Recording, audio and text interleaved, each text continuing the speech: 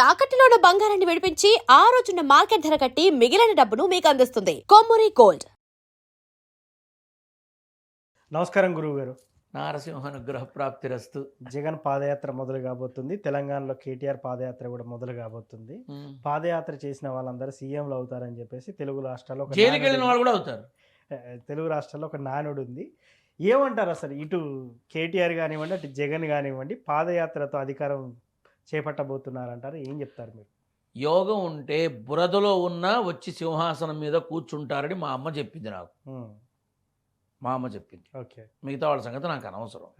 So నా తల్లి సీతమ్మ యొక్క అనుగ్రహంతోనే బ్రతుకుతున్నాడు ఈ నారసింహుడి బిడ్డ. నరసింహుడి బిడ్డగా అనుగ్రహాన్ని పొందాడు. కాబట్టి నేను తెలియపరిచే విషయాలు చాలా క్లియర్.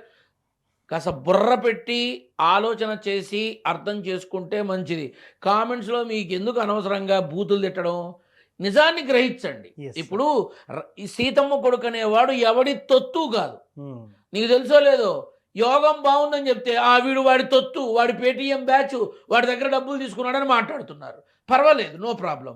ఆ లెక్కన ఆనందిస్తున్నా. పోనీలే మన ఇంటర్వ్యూని చూశారు వీళ్ళు అని. అంటే నేను మీ దగ్గర గమనించిన విషయం ఏంటంటే, ఆ రోజు తప్పున్నప్పుడు పవన్ కళ్యాణ్ విమర్శించారు, ఈ రోజు చూస్తే ఆయనని ప్రశంసిస్తున్నారు. అంటే కొన్ని విషయాలలో నిజమేగా, అంతే కదా మరి, నిజమేగా. ఇప్పుడు పేటీఎం అయితే అట్లా చెప్పలేం కదా.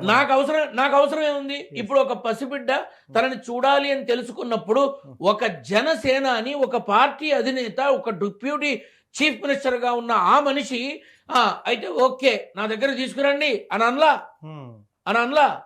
విజయవాడలో సాయి కృష్ణ అనబడే వ్యక్తిని దారుణంగా లాకప్ డెత్ చేస్తే ఆ మనిషి దగ్గరికి మాజీ ముఖ్యమంత్రి జగన్మోహన్ రెడ్డి వెళ్ళిన తర్వాతే వాళ్ళ కదలికలు మొదలైనాయి.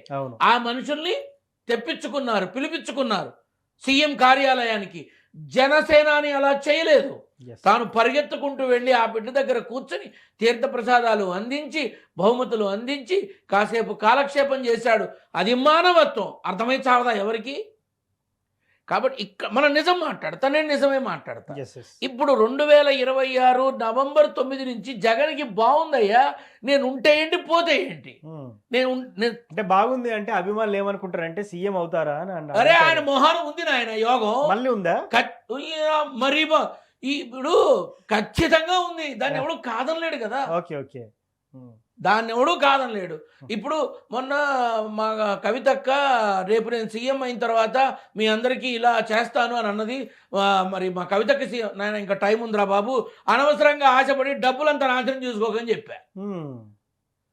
ఉంటే ఉందని చెప్తా, లేకపోతే లేదని చెప్తా. మీరిచ్చే ఆ రంగు కాగితాల కోసం నారసింహుడి బిడ్డ గడ్డి తింటాడా? ఎంత ఆకలేసినా సింహం గడ్డి తినదు. నారసింహుడి బిడ్డ తప్పు చెప్పడు. కాబట్టి ఇక్కడ మీరు గమనించాల్సింది ఏంటంటే, రాజకీయం కోసమో ముఖ్యమంత్రి పదవి కోసమో పాదయాత్ర చేయట్ల జగన్. ఏ రకమైనటువంటి తప్పులు జరిగాయో గడచిన ఎన్నికల్లో, ఏ రకమైనటువంటి మార్పులు చేర్పులు చేశారో వాటిని ప్రజల ముందుకు తీసుకెళ్లడం కోసమే వెళుతున్నాడు. తను పెట్టిన పథకాలకే పేర్లు మార్చి వాళ్ళ పథకాలుగా పెట్టారు. ఇచ్చిన హామీలు 100కి 100% ఈ రోజు దాకా పూర్తి కాల. మొదట ఇచ్చిన ల్యాండ్ పుల్లింగ్ ఏదైతే ఉందో దానికి సంబంధించి ఈ రోజు దాకా క్లారిటీ లేదు. రెండో విడత పుల్లింగ్ అని మొదలుపెట్టారు. ఇప్పుడు రైతులు జగన్ దగ్గరికి వెళ్తున్నారు, నిరుద్యోగులు జగన్ దగ్గరికి వెళ్తున్నారు, ప్రభుత్వ ఉద్యోగులు జగన్ దగ్గరికి వెళ్తున్నారు. ఎందుకు వెళుతున్నారు? ఎందుకు వెళుతున్నారు? ఖచ్చితంగా నేను అడుగుతా అందరినీ. మీరు ఇప్పుడు జగన్ ఏమన్నా విశాఖ కూడా ఒక రాజధానిగా పెడదాము అని అన్నాడు. మీరు రాజధాని అనలేదు, కానీ ప్రతి ఒక్కటి వైజాగ్ తీసుకెళ్ళి పెడుతున్నారుగా. Steel plant, already steel plant ఉంది, మళ్ళీ ఇంకొకటి రాష్ట్రానికి ఇంకో వైపు పెడితే బాగుంటుందిగా. అంతే కదా. సో ఇక్కడ మనం గమనిస్తే ఏవైతే ఆనాడు ఇక మీ ల్యాండ్ పోయినట్టే, మొత్తం జగన్ పేరు మీద ఉంటుంది, ఈ రకంగా జరుగుతుంది, ఆ రకంగా జరుగుతుంది, ఇళ్ళు పోతాయి, భూములు పోతాయి, అదే మైనస్ అయింది అని అన్నారు. కానీ ఆ రోజు జగన్ చేసిన సర్వే కరెక్టే, జగన్ చెప్పింది కరెక్టే, ఆయన ఆల్రెడీ చేశాడు అని మన గుంటూరు ఎంపీలు ఎమ్మెల్యేలు బాహటంగా చెప్పారు, మైకుల ముందే చెప్పారు. అది అర్థం కాల ఆనాడు ప్రజలకి. దాన్ని అవకాశంగా తీసుకున్నారు అప్పుడు ఉన్న ప్రతిపక్షాలు. ఇప్పుడు ఏం చేస్తున్నారు? ఖజానా ఖాళీగా ఉంది, మేము హామీలు పూర్తి చేయలేం. ఖజానా ఖాళీగా ఉంది, మేము ఇంకా ఇవ్వలేము. ప్రభుత్వం ఏర్పాటు చేయగానే ఒక్కడు దొరికినా గంజాయి అమ్మేవాడు కానీ చేసేవాడు కానీ భూమి మీద లేకుండా చేస్తానని బాహాటంగా చంద్రబాబు నాయుడు గారు అన్నారు. తప్ప కాదా? అనొచ్చు అట్లా? ఆ మాట వచ్చింది, అది తప్పే కదా. నాకు అడగాలనుంది, చంద్రబాబు గారు భూమి మీద లేకుండా చేస్తాను అంటే చంపేయటం కదా, మరి ఈ మాట తప్పు కదండి అని ఆయన అడగదామనుంది. శిక్షించాలి.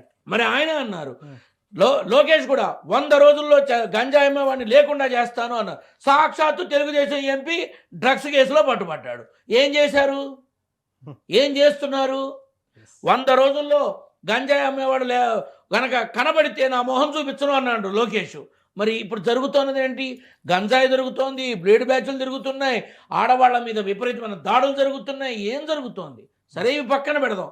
చంద్రబాబు నాయుడు గారు చాలా క్లియర్గా చెప్పారు, ఈ నా రాష్ట్రంలో తప్పులు చేసినా, ఆడపిల్ల మీద అత్యాచారాలు చేసినా, ఎవరన్నా విధ్వంసకర సంఘటనలు చేసినా, ప్రజలకి జీవన విధానంలో అడ్డంకులు కల్పించినా తొక్కి నారదీస్తా, తోలు తీస్తా, తీసుకెళ్లి జైల్లో పెట్టేస్తా, ఊరుకోను, వదిలిపెట్టను అని అన్నారు.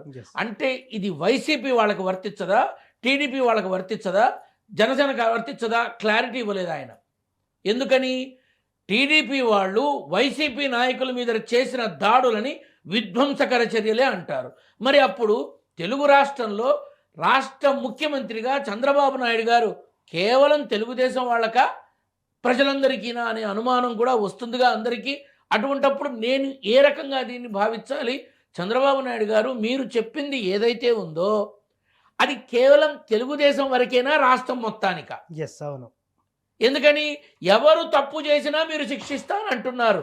సాక్షాత్తు మీ ఎమ్మెల్యేలు, మీ వాళ్లే బండబూతులు తిడుతున్నారు. తప్పు కదండి అని అడుగుదామని ఉంది. అడగనిస్తారా? నన్ను దగ్గరికి రానిస్తారా అసలు? కాబట్టి ఇక్కడ రాజకీయంలో ప్రతిపక్షంగా ఉన్నప్పుడు ఒకటి, పాలకపక్షంలో ప్రజల తరపున ప్రజల కోసం ప్రభుత్వంలో ముఖ్యమంత్రిగా ఉన్నప్పుడు ఇచ్చిన ప్రతి మాట పూర్తి చేయాలి. జాబ్ క్యాలెండర్ రాగానే ఇస్తా అన్నారు, 3వ ఏడు పూర్తవుతోంది, ఇప్పటిదాకా రాలా. ఇచ్చిన హామీల్లో ఎంతవరకు మనం పూర్తి చేశాం? ఒక్కసారి మననం చేసుకోవాలి. ఆనాడు అసెంబ్లీలో జనసేనాని ఇంకో 15 ఏళ్ళు మేమే ఉంటాము, మేమే ఉండాలనుకుంటున్నాము అన్నాడు.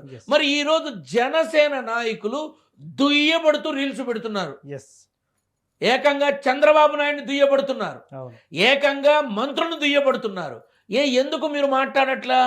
నేను ఆనాడు చెప్పా, కూటమి కలకాలం నిలబడేది కాదు. ఎందుకని? తెలుగుదేశం గెలవడానికి మూల కారణం జనసేన. ఈ సంగతి మర్చిపోయారా వాళ్ళు అనిపిస్తుంది. సో ఏది ఏమైనా వాళ్ళు కలిసి ముందుకెళ్తే మంచిదే, తప్పేం లేదు. కానీ రేపు నవంబర్ 9 తర్వాత రాజకీయ సునామీ వస్తుంది. అప్పుడు ఏం చేస్తారు? ఏం చేస్తారు? అప్పుడు ఎవరు మ్యాజిక్ ఫిగర్ దాటేంత వరకు వాళ్ళ అదృష్టవంతులే అనుకోవాలి. కానీ చాలా వరకు చెప్తున్నాను, నవంబర్ 9 తర్వాత జగన్మోహన్ రెడ్డి యొక్క పాదయాత్ర ప్రజల్లో మరో చైతన్యాన్ని తీసుకొచ్చే అవకాశం ఉంది. ఇది అందరూ చూస్తారు. సో మొత్తానికి ఏపీ రాజకీయాలు ఎలా ఉండబోతాయి అని చాలా చక్కగా చెప్పారు సార్. సో కేటీఆర్ విషయానికి వస్తే ఏం చెప్తారు మీరు చిన్నగా?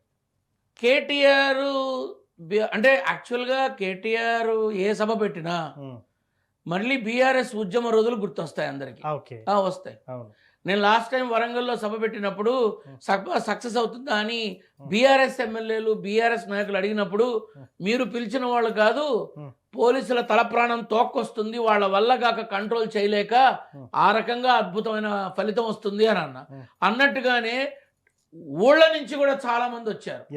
మొత్తం హైవేలన్నీ బ్లాక్ అయిపోయినాయి ఎవరి వల్ల. అలా రానున్న ఎన్నికల లోపల ఒక 5 సభా వేదికలు పూర్తి రాష్ట్రంలో పోలీస్ యంత్రాంగానికి తలనొప్పిగా మారుతాయి తెలంగాణలో, ఖచ్చితంగా. సో వేచి చూద్దాం సార్. మీరు అన్నారంటే జరుగుద్ది, నారసింహుడి అనుజ్ఞ. సో ఖచ్చితంగా ఈ వీడియో అప్పుడు ముందేసి చెప్పే ప్రయత్నం కూడా చేద్దాం. Thank you sir. శుభం ప్రియాద్.